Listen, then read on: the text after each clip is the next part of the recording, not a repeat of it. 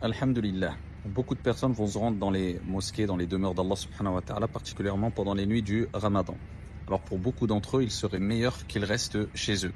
Elles ou eux, hein, je parle pour les femmes ou pour les hommes, tout simplement parce que beaucoup vont avec l'intention soit de prier, mais aussi de faire des pauses et de casser la tête, parce que c'est le terme, de perturber, de déranger les prieurs qui veulent se rapprocher d'Allah subhanahu wa ta'ala, particulièrement pendant les nuits du Ramadan, mais pas que, pendant le Jumu'ah aussi. Alors que le prophète sallallahu alayhi wa sallam a rappelé dans plusieurs hadiths de manière claire que celui qui risque de porter préjudice à son frère ou à sa sœur, particulièrement à la mosquée, ne serait-ce qu'avec sa mauvaise odeur, il est préférable qu'il s'éloigne de la mosquée. Il a donné l'exemple de celui qui mange dans un hadith de l'ail ou de l'oignon, et il a rappelé que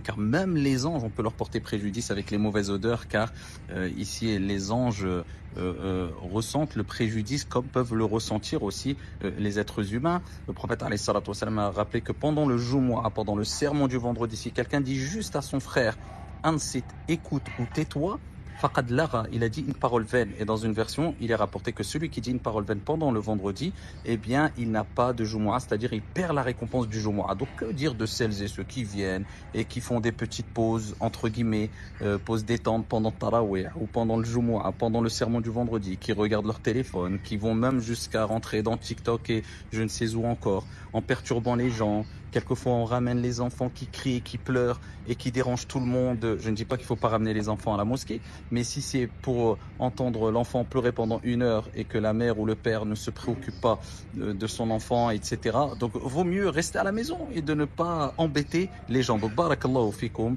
c'est Baytullah, c'est la maison d'Allah subhanahu wa ta'ala, un endroit sacré, un endroit très important, un endroit aimé d'Allah subhanahu wa ta'ala, où des gens veulent faire une coupure, se rapprocher d'Allah, avoir ici ce moment de spiritualité entre eux et leur Seigneur tabaraka wa ta'ala. Ils veulent pas aller dans un endroit où c'est la foire. Donc ceux qui veulent venir pour perturber, restez chez vous, c'est meilleur.